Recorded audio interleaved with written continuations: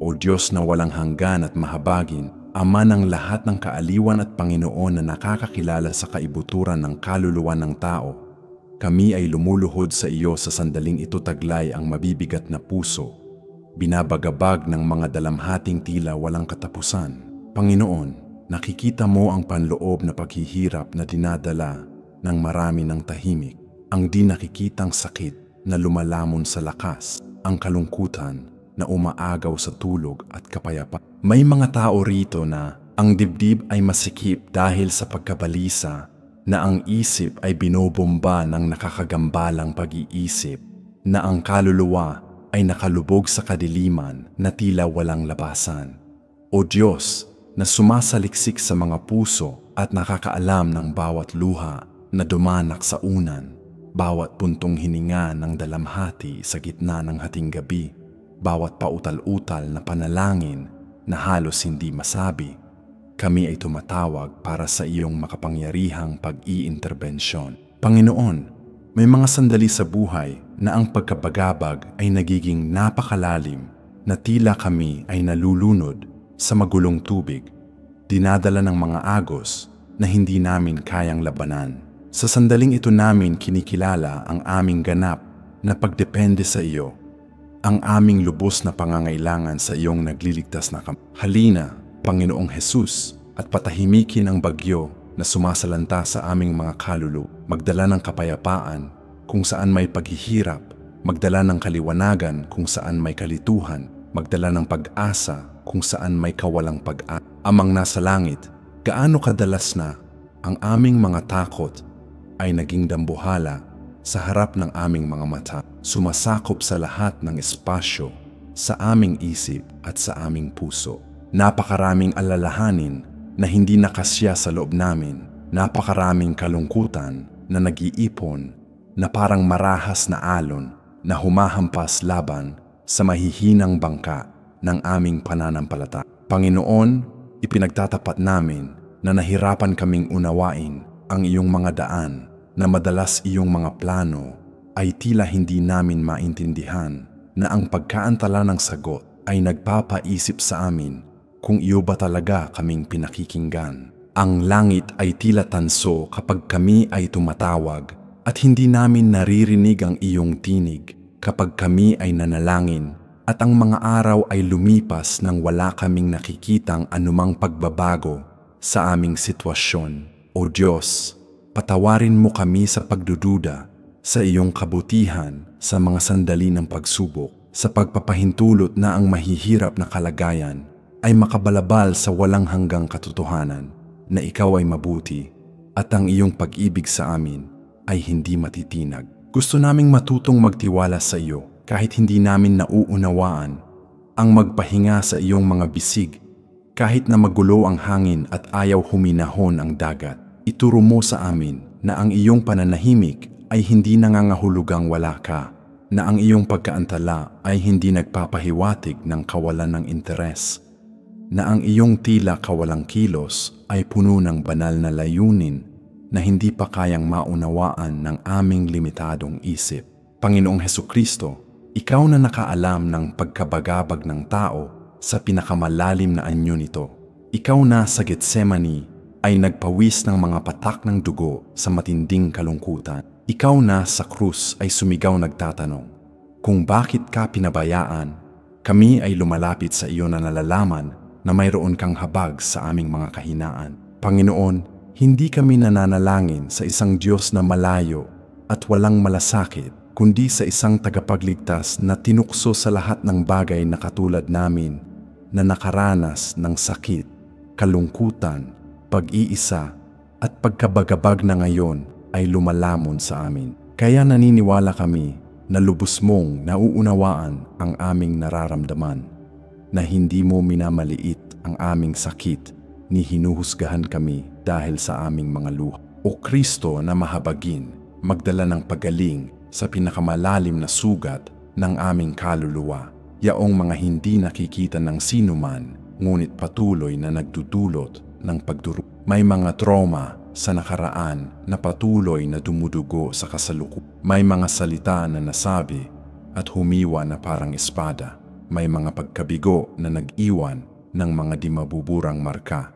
May mga pagkawala na lumikha ng mga kawalan na tila imposibleng punan. Panginoon, tanging Ikaw ang may kapangyarihan na ganap na pagalingin ang mga sugat na ito ng kaluluwa upang ibalik ang nasira, upang itayo muli ang nawasak. Hipuin mo ngayon ng iyong nakapagpapagaling na kamay ang pinakamasasakit na bahagi ng aming pagkatao, magdala ng ginhawa kung saan may paghihirap, magdala ng pagpapanumbalik kung saan may pagkawasak. Espiritu Santo na tagapag-aliw, halina at manahan ng lubusan sa aming kalooban sa sandaling ito. Ikaw ay tinatawag na Paraclete, ang isa na dumarating sa tabi upang tumulong, upang umaliw, upang magpalakas. Labis kaming nangangailangan ng iyong nagpapaginhawang presensya sa aming buhay. Pagod na kaming lumaban ng mag-isa laban sa mga dambuhala ng pagkabalisa, ng takot, ng depresyon, at ng pagkabagabag. Halina, Espiritu ng Diyos, at ibuhos mo sa amin ang langis ng kagalakan sa halip na pagluha, ang balabal ng papuri sa halip na nababagabag na espiritu. Tulungan mo kaming maunawaan na hindi kami nilikha upang pasanin ng mag-isa ang mabibigat na pasanin ng buhay, na si Jesus ay nag-aanyaya sa amin na ilagay sa Kanya ang lahat ng aming pasanin, dahil ang Kanyang pamatok ay madali at ang Kanyang pasanin ay magaan. Espiritu Santo, ibunyag mo sa amin ang malalalim na ugat ng aming pagkabagabag. Madalas hindi namin naiintindihan kung saan nagmumula ang panunupil na ito na aming nararamdaman. Hindi namin matukoy ang pinagmulan ng paghihirap na bumabagabag sa amin. Magdala ka ng liwanag sa madidilim na bahagi ng aming isip at ng aming puso. Ipakita mo sa amin kung may mga sugat na hindi magaling na kailangang gamutin, kung may mga sama ng loob na hindi napatawad na lumalason sa aming kaluluwa, kung may mga pagkakasala at kahihiyan na nagpapanatili sa amin na nakakulong sa mga di nakikitang tanikala. Palayain mo kami, Espiritu Santo, mula sa lahat ng emosyonal at espiritual na bilangguan na humahadlang sa aming kapayapaan at sa aming kagalakan. Diyos ng lahat ng biyaya, ang iyong salita ay nagpapahayag na ang sakdal na pag-ibig ay nagtataboy ng takot at ang takot ay nagdudulot ng paghihirap. Panginoon, kinikilala namin na ang malaking bahagi ng pagkabagabag na aming nararanasan ay may ugat sa takot, takot sa hinaharap, takot sa pagkabigo, takot sa pagtanggi, takot sa pag-iisa, takot sa sakit, takot sa kamatayan, takot na hindi kami sapat, takot na kami ay iwanan. Aming mga takot na ito ay dumarami sa aming isip at lumilikha ng mga mapaminsalang senaryo na umaagaw sa aming kapayapaan at sa aming kakayahan na isabuhay ang kasalukuyan ng may kagalakan.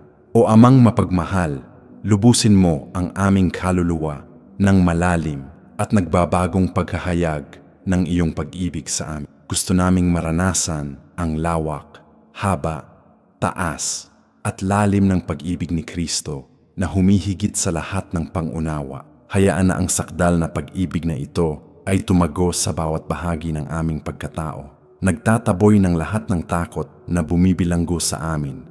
Sinisira ang lahat ng kuta ng isip na nagpapanatili sa amin na Tulungan mo kaming maunawaan na kami ay iniibig ng walang kondisyon, na walang makapaghihiwalay sa amin sa pag-ibig ni Kristo, na kahit ang kamatayan o buhay, ni mga anghel ni mga pamunuan, ni kasalukuyan ni hinaharap, ni mga kapangyarihan, ni taas ni lalim, ni anupamang bagay sa sangnilikha ay hindi makapaghihiwalay sa amin sa pag-ibig ng Diyos na nasa kay Hesukristo na aming Panginoon Diyos. Alam namin na madalas ang pagkabagabag ay dumarating dahil gusto naming kontrolin ang lahat ng bagay, dahil sinisikap naming pasanin ang mga responsibilidad na hindi naman talaga namin dapat pasanin.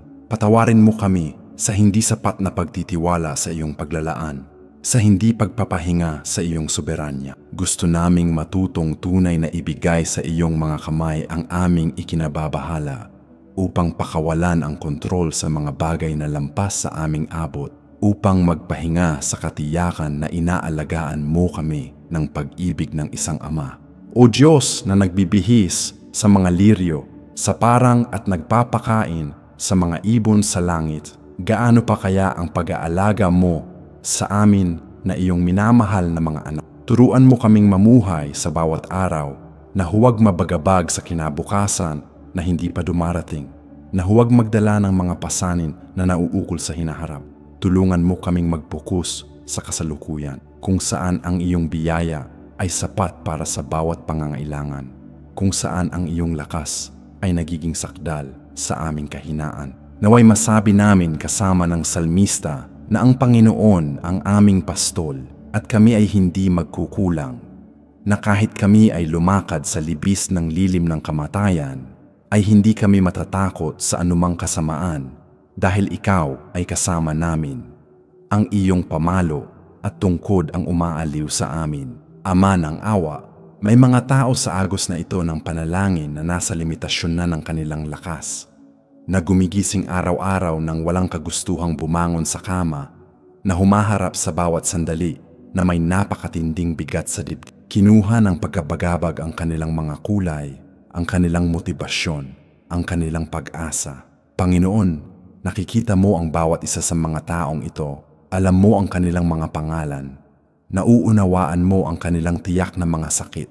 Hinihiling namin na makialam ka sa isang personal at makapangyarihang paraan sa buhay ng bawat isa. Sirain mo ang mga tanikala ng depression na nagpapanatili sa kanila na nakakulong. Putulin mo ang mga siklo ng negatibo at mapanirang pag-iisip na patuloy na umiikot sa kanilang isip. Ibalik mo ang kagalakan ng pamumuhay, ang kasiyahan sa simpleng mga bagay, ang kakayahan ng ngumiti ng totoo, ang pag-asa na darating ang mas magagandang araw.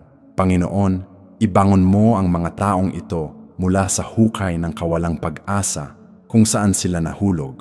Ilabas mo sila mula sa putik ng panghihina ng loob kung saan sila lumulubog. Ilagay mo ang kanilang mga paa sa matatag na bato na si Hesukristo. Iutos mo na ang liwanag ay tumago sa kadiliman ng kanilang kaluluwa, na ang araw ay muling sumikat sa kanilang panloob na abot-tanaw, na ang tagsibol ay muling mamulaklak sa kanilang puso na nasa matinding taglamig sa napakatagal na panahon. Bigyan mo sila ng konkretong mga dahilan upang magpatuloy. Ipakita mo sa kanila na may layunin ang kanilang pag-iral, na may mga plano para sa ikabubuti at hindi para sa kasamaan na inihanda para sa kanilang kinabukasan. Diyos ng pag-asa, gusto naming ipahayag sa sandaling ito na ikaw ay mas dakila kaysa sa anumang pagkabagabag na maaari naming harapin. Ikaw ay mas dakila kaysa sa aming pinakamalalim na takot, mas malakas kaysa sa aming pinakamatinding sakit, mas makapangyarihan kaysa sa aming pinakamatinding kadiliman.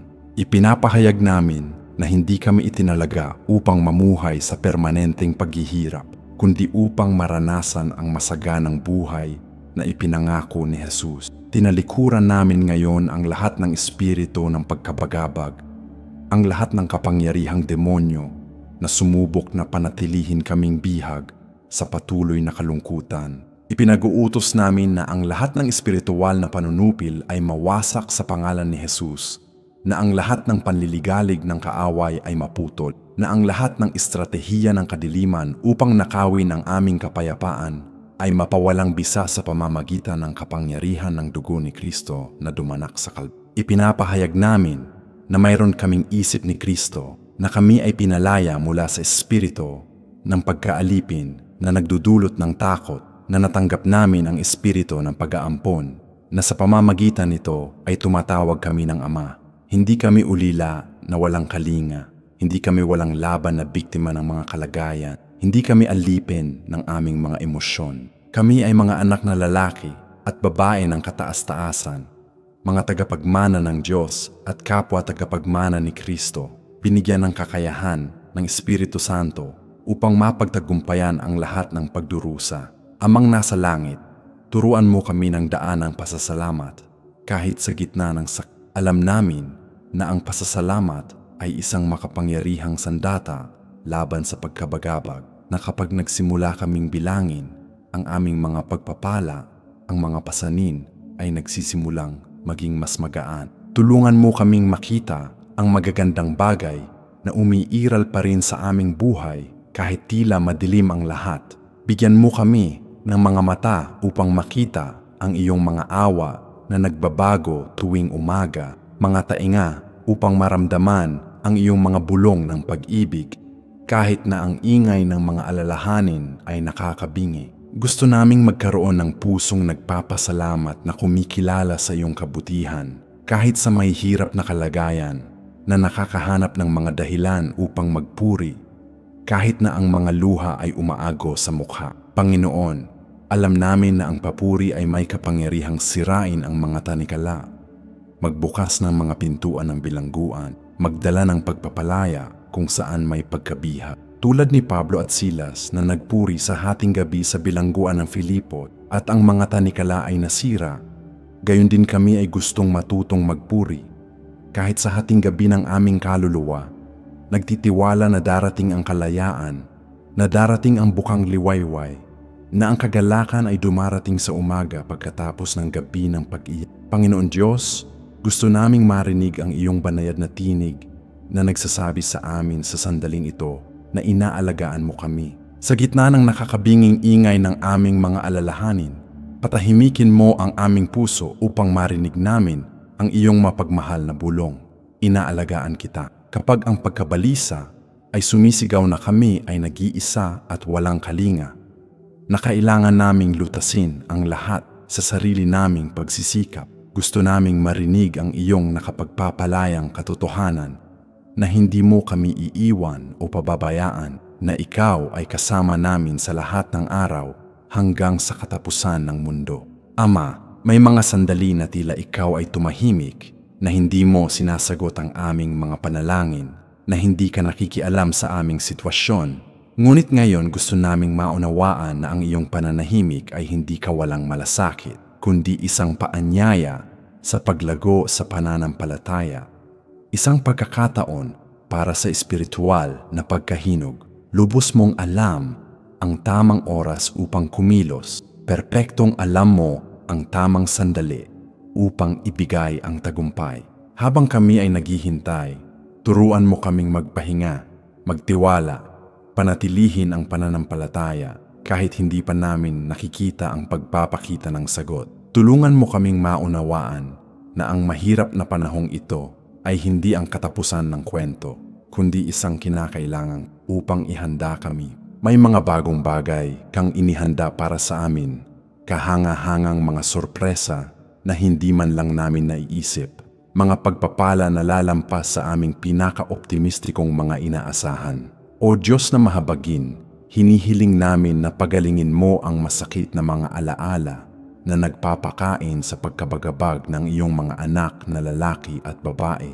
May mga pangyayari sa nakaraan na patuloy na nagdudulot ng paghihirap sa kasalukuyan. May mga lumang sugat na hindi gumaling ng wasto at ngayon ay nilalason ang aming kaluluwa.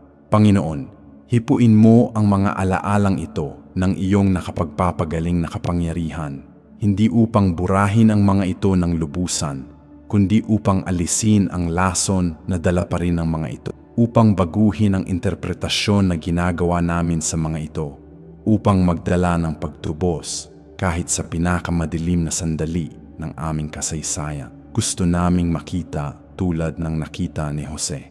Ang inisip ng mga tao para sa kasamaan, iyong ginawang kabutihan. Ang mga sitwasyon na labis na nakasakit sa amin ay maaaring maging pinagmulan ng ministeryo at habag para sa iba. Ang mga sakit na aming naranasan ay maaaring magbigay sa amin ng kagamitan upang aliwin ang mga dumadaan sa katulad ng mga pagdurusa. Panginoon, huwag mo sanang hayaan na patuloy na tukuyin ng aming nakaraan ang aming kinabukasan, na ang mga tanikala ng kahapon ay patuloy na bumibilanggo sa amin ngayon. Ipinapahayag namin na kami ay mga bagong nilalang kay Hesukristo, na ang mga lumang bagay ay lumipas na at narito. Ang lahat ay naging bago. Kung sino kami ay hindi tumutukoy kung ano kami. Ang aming pinagdaanan ay hindi naglilimita sa kung ano pa ang aming daranasin. Ang mga pagkahulog na aming naranasan ay hindi humahadlang sa mga tagumpay na aming kakamitin pa. Ama ng lahat ng kaaliwan, yakapin mo ngayon mismo ang bawat taong nananalangin ng iyong mainit at nagpapaginhawang yakap. Naway maramdaman nila ang iyong nasasalat na presensya, ang iyong bumabalot na pag-ibig, ang iyong kapayapaan na humihigit sa lahat ng pangunawa. Punasan mo ang mga luhang umaagos, patahimikin mo ang mga pusong mabilis na tumitibok, patatagin mo ang mga isip na umiikot sa isang buhawi. Ipahayag mo sa bawat buhay ang mga salitang sinabi ni Jesus sa mga alagad nang makita niya silang natatakot sa silid sa itaas. Sumainyo ang kapayapaan. Naway ang di pangkaraniwang kapayapaan na ito na hindi maibibigay ng mundo at hindi maiaalis ay ibuhos ng sagana sa ating lahat. Naway maranasan namin ang malalim na kapahingahan na nagmumula sa tunay na pagbibigay ng lahat ng bagay sa iyong mga kamay, sa pagpapakawala ng kontrol, sa pagtitiwala na ang Ama na nag-aalaga sa mga maya ay mas higit na nag-aalaga sa amin. Panginoon, bigyan mo kami ng kakayahan na ngumiti muli upang makahanap ng kagalakan sa simpleng mga bagay ng buhay, upang pahalagahan ang paglubog ng araw, upang masiyahan sa isang pagkain, upang magsaya sa piling ng mga mahal sa buhay. Ibalik mo sa amin ang kagalakan ng pamumuhay na inagaw ng pagkabagabag. Ibalik mo sa amin ang gaan ng espiritu na sinira ng kalungkutan. Panginoong Jesus, sinabi mo na hindi mo kami iiwan na ulila, na babalik ka para sa amin. Ipinangako mo na ang tagapag-aliw, ang Espiritu Santo, ay mananatiling kasama namin magpakailanman. Kami ay tumatawag para sa mga pangakong ito sa sandaling ito. Hindi kami nag-iisa sa aming sakit. Hindi kami walang kalinga sa aming pagkabagabag. Ang Espiritu ng Diyos ay nananahan sa amin, namamagitan para sa amin, na may mga daing na hindi masabi, nagpapalakas sa amin sa aming kahinaan. Gusto naming maging sensitibo sa Kanyang presensya, matulungin sa Kanyang tinig, masunurin sa Kanyang direksyon. Espiritu Santo, liwanagan mo ang aming daan kapag tila madilim ang lahat. Ibulong mo ang mga salita ng pag-asa kapag ang panghihina ng loob ay sumusubok na talunin kami. Ipaalala mo sa amin ang mga pangako ng Diyos kapag ang pagdududa ay sumusubok na bagabagin kami. Naway lumakad kami sa Espiritu at hindi sumunod sa mga pagnanasa ng laman na kinabibilangan ng pagkabalisa, takot at pagkabagabag. Ang bunga ng Espiritu ay kinabibilangan ng kapayapaan, kagalakan, pagtitiyaga at pagpipigil sa sarili. Gusto naming maranasan ang mga katotohanan ito, hindi lamang bilang teoretikal na mga konsepto, kundi bilang pang-araw-araw na nagbabagong mga karanasan. Hayaan na ang buhay sa Espiritu ay maging aming patuloy na katotohanan, hindi isang paminsan-minsang karanasan na limitado sa mga sandali ng pagsamba o panalangin, kundi isang patuloy na paglalakad sa presensya at kapangyarihan ng Diyos. Panginoon Diyos, mayroon ding mga nagdadala ng tahimik na pagkabagabag na hindi napapansin ng sino man sa paligid. Mga taong ngumingiti sa publiko, ngunit umiiyak ng palihim na nagpapanatili ng isang anyo ng normalidad habang sa loob ay bumabagsak. O Ama na nakakakita sa lihim, alam mo ang mga di nakikitang laban na ito. Ang mga digmaang ito na nakikipaglaban sa kalungkutan ng silid. Ang mga pakikipaglaban na nangyayari sa pinakamalungkot na oras ng hating gabi kapag lahat ay natutulog at ang tanging natitira ay ang tao sa kanyang sarili at sa kanyang mga nakakabagabag na pag-iisip. Panginoon, palayain mo ang mga taong ito mula sa bilangguan ng pagkukunwari, mula sa nakakapagod na pangangailangan na magpanatili ng mga maskara, mula sa takot na nagpapabigat na maging marupok at ipakita ang kanilang tunay na mga kahinaan. Bigyan mo sila ng lakas ng loob na humingi ng tulong upang magbukas sa isang taong mapagkakatiwalaan, upang alisin ang mga patong ng proteksyon na kanilang binuo sa paglipas ng mga taon at ngayon ay naging mga pader na naghihiwalay sa kanila mula sa tunay na koneksyon ng tao at sa tunay na kaaliwan. Naway maunawaan nila na walang kahihiyan sa pag-amin, na sila ay nakikipaglaban, na ang pagkilala sa sariling kahinaan ay hindi pagkatalo, kundi ang unang matapang na hakbang patungo sa tunay na paggaling. Panginoon, magbangon ka ng mga taong sensitibo sa iyong espiritu na kayang makakita ng lampas sa panlabas, na may pagkilala upang makita ang nakatagong sakit sa likod ng pilit ng ngiti, na may habag upang iabot ang kamay kahit hindi sila tahasang hinihiling na tumulong. Amang nasa langit, gusto rin naming talikuran ang mga kasinungalingan na ibinulong ng kaaway sa aming mga tainga sa panahong ito ng pagkapagabag. Si Satanas ay sinungaling at ama ng kasinungalingan, at ginamit niya ang aming emosyonal na kahinaan upang magtanim ng mapanirang pag-iisip sa aming isip na hindi kami minamahal, na wala kaming halaga, na mas mabuting hindi na kami umiral, na hindi namin malalampasan ang yugtong ito, na kami ay pinarurusahan ng Diyos, na ang aming mga kasalanan ay napakalaki upang mapatawad. Panginoon, ipinapahayag namin ngayon na ang lahat ng mga ito ay malupit na kasinungalingan na kailangang ilantad at sirain ng katotohanan ng iyong salita. Ang katotohanan ay kami ay malalim na minamahal, na kami ay binili sa mataas na halaga, na ang aming buhay ay may walang hanggang layunin, na ang pagkabagabag na ito ay hindi permanente, kundi panandalian, na walang paghatol para sa mga na kay Hesukristo, na kung saan ang kasalanan ay sumagana, ang biyaya ay sumobra pa. Espiritu ng katotohanan, isulat mo ang mga nakapagpapalayang katotohanan ito sa mga tapyas ng aming puso. Ikintal mo ang mga ito ng napakalalim sa aming konsensya upang wala ng kasinungalingan ng kaaway ang makalinlang sa amin. Gusto naming ang aming mga isip ay mabago sa pamamagitan ng salita. Ang aming mga pag-iisip ay nakahanay sa sinasabi ng Diyos tungkol sa amin.